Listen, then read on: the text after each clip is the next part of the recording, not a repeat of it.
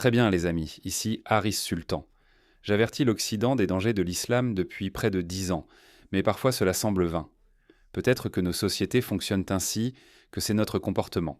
Nous ne faisons pas attention aux avertissements à moins que le danger ne nous regarde droit dans les yeux. Mais je pense que nous en sommes arrivés à ce point maintenant. Rien que la semaine dernière, je vous ai montré au moins 2 vidéos d'imams américains vivant en Amérique, appelant ouvertement au djihad contre l'Amérique. Mais nous ne pouvons rien faire car ils ont la liberté d'expression. Alors que nous respectons nos engagements envers nos ennemis, voici ce qu'ils font. Regardez ceci. Jake Lang, un militant conservateur de droite, est allé à New York pour protester contre Mamdani et voir ce qui s'est passé. Cela s'est produit le 7 mars. Donc il fait ça. Et puis un musulman à peine 17, 18, 19 ans, vraiment jeune, je pense moins de 20 ans, lance une bombe artisanale sur Jake Lang. Une bombe artisanale. C'est une attaque terroriste à New York. C'est le comble du comique. Regardez cet activiste. Un progressiste à New York dit « Tout le monde est bienvenu ». Et puis un homme musulman lui lance une bombe dessus. Regardez. Et nous voulons que tout le monde reste ici à New York. On ne peut pas venir de l'extérieur et demander à tous de partir. C'était une bombe. Regardez cet autre angle. Observez ce type. Il est en train de l'allumer ouvertement et effrontément. Ce ne sont pas des gens organisés, chers Américains. Ce sont des fanatiques, de véritables kamikazes. Ils s'en moquent. Cette bombe aurait pu exploser dans sa main. Il n'a aucune expertise. C'était une vraie bombe, mais elle n'a pas explosé. Regardez comme ces gens sont fanatiques. Comme je vous l'ai montré, je vous ai passé ces vidéos d'imams américains appelant constamment au djihad en Amérique. J'ai fait des vidéos à leur sujet. Une vidéo a été vue par 150 000 personnes. 40 000 d'entre elles étaient des Américains. Pourtant, nous ne pouvons rien y faire. Ces attaques continueront parce que nous ne faisons rien contre les traîtres à l'intérieur de nos frontières. Yo, yo, yo. Qu'est-ce que tu fais, Yo? Et puis il passe par-dessus l'épaule de cet homme de gauche et il lance cette bombe en direction de Jake Lang. Je vais vous montrer la suite de la vidéo de Jake Lang, qui résume bien la situation.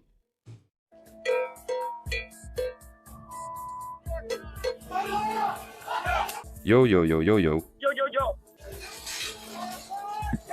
Raccroche, raccroche.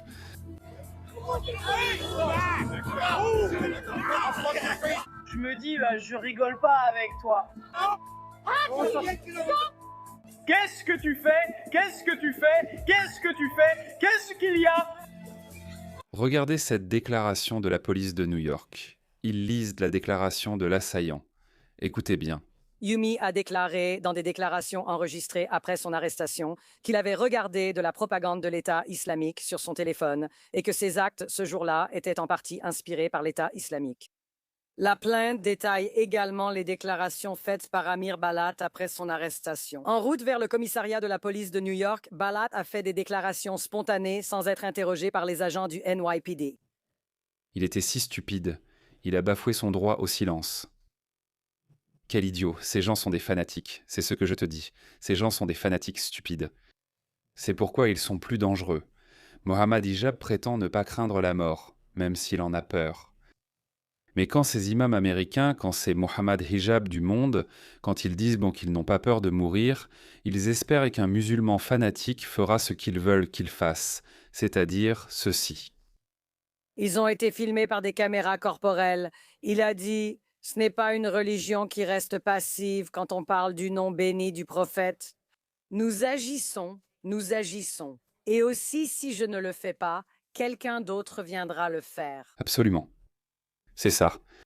Pendant très longtemps, les apostates de l'islam avaient peur de se déclarer comme tels. J'ai été l'un des premiers, du moins dans ce nouveau mouvement de l'athéisme. Et j'ai dû révéler mon visage. La principale raison pour laquelle j'ai dû révéler mon visage, c'était que si nous avons assez d'apostates de l'islam, alors il n'aurait point plus personne à tuer. Jusqu'à ce que nous nous déclarions comme ex-musulmans ou apostates, ces gens nous tuaient simplement. Ils espéraient en juste que quelqu'un s'occuperait d'un apostate. Et si on en tue un ou deux, alors les autres vont d'une manière ou d'une autre se terrer. Ça a été la stratégie de l'islam depuis 1400 ans. Et plus tard, après avoir renoncé à ses droits, il a demandé du papier et a écrit un message déclarant en partie: Je prête allégeance à l'État islamique. Mourez dans votre rage, vous koufars. Maintenant, mourez dans votre rage est un slogan bien connu de Daesh. Et koufar est un terme arabe qui désigne les non-croyants. Des infidèles en somme. Voilà à qui on a affaire, les gars. Et regardez ça, ce n'est pas un cas isolé. L'Iran a activé ses cellules dormantes en Amérique. Pendant ce temps, un rapport alarmant fait état de menaces à l'extérieur de l'Iran. ABC News rapporte que l'Iran pourrait activer des cellules dormantes. Citation: Les États-Unis ont intercepté des communications cryptées, supposées provenir d'Iran, qui pourraient servir de déclencheurs opérationnels pour des agents dormants à l'extérieur du pays. Si cela est vrai, cela renforce le point du secrétaire d'État Marco Rubio. Nous luttons contre un gouvernement terroriste. Les États-Unis mènent actuellement une opération visant le principal preneur d'otages au monde, le principal sponsor du terrorisme mondial. Ils essaient de prendre le monde en otage. Ils attaquent leurs voisins. Ils attaquent les pays voisins, leurs infrastructures énergétiques, leur population civile. Ils attaquent des ambassades. C'est un gouvernement terroriste. C'est un régime terroriste. Et nous les voyons mener des actes de terrorisme en utilisant des éléments d'État, en utilisant des armes comme des missiles et des drones kamikazes. Le but de cette mission est de détruire leur capacité à poursuivre cela. Honnêtement, je ne vais pas blâmer l'Iran pour ça. Nous sommes en guerre, donc ils sont prêts à tout. Le plus important, c'est que, voyez-vous, ils ne respectent aucune loi internationale. Alors pourquoi devrions-nous respecter une quelconque loi internationale? Je dis bombardez-les à fond. Donc un homme musulman lance une bombe artisanale sur un manifestant pacifique. Vous pouvez ne pas être d'accord avec la politique de Jake Lang. Vous pouvez ne pas être d'accord avec son point de vue ou sa vision du monde, mais il manifeste simplement de façon pacifique. Il n'a blessé personne ni apporté d'armes. Il manifestait. Et puis un homme musulman lance une bombe. Et devinez ce que notre maire islamiste de New York, Mamdani, a eu à dire à ce sujet.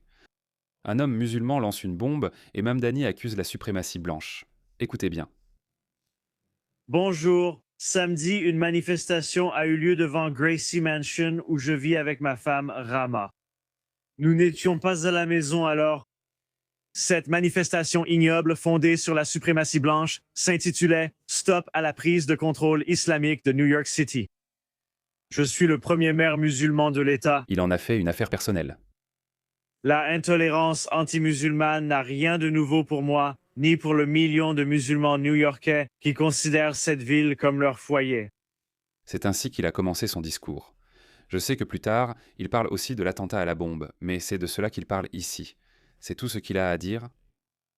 Que s'est-il passé avec notre politique? Je peux vous le dire. Voilà ce qui arrive quand vous donnez les clés de votre bureau à des personnes qui ont des points de vue idéologiques totalement différents. Il ne cesse de dire qu'il est musulman. L'Amérique n'est pas un pays musulman. L'Amérique peut accueillir des musulmans, tout comme elle peut accueillir des hindous, des bouddhistes et des juifs. Mais l'Amérique, dans son ADN, est une démocratie libérale et laïque. Je sais que certains disent « république constitutionnelle ». Je comprends, mais on la décrit toujours comme une démocratie. C'est ce qu'est l'Amérique. Et cela est antithétique à la vision du monde islamique ou au système islamique. C'est tout le contraire. Mais ces gens-là, comme lui, comme Sadiq Khan, vous les verrez encore et encore. Ils continuent de citer le Coran comme si les États-Unis devaient s'y adapter. Nous avons commis cette erreur, comme nos wokistes, mais laissez-moi vous dire quelque chose. Même ces soi-disant musulmans modérés, ils devront finalement répondre à la base électorale des musulmans radicaux parce qu'ils vont vous demander de faire quelque chose contre la machine que nous connaissons sous le nom des États-Unis. Faites quelque chose. Sabotez l'effort de guerre, sabotez le gouvernement d'une manière ou d'une autre. Et bien sûr, ces marionnettes ne pourront pas le faire parce que, soyons honnêtes, nos démocraties sont bien plus fortes que les individus. Nos institutions sont bien plus fortes que les individus. Mamdani peut envoyer autant de signaux positifs qu'il veut sur l'islam, sur la bonne nature de l'islam. Il ne peut vraiment rien faire.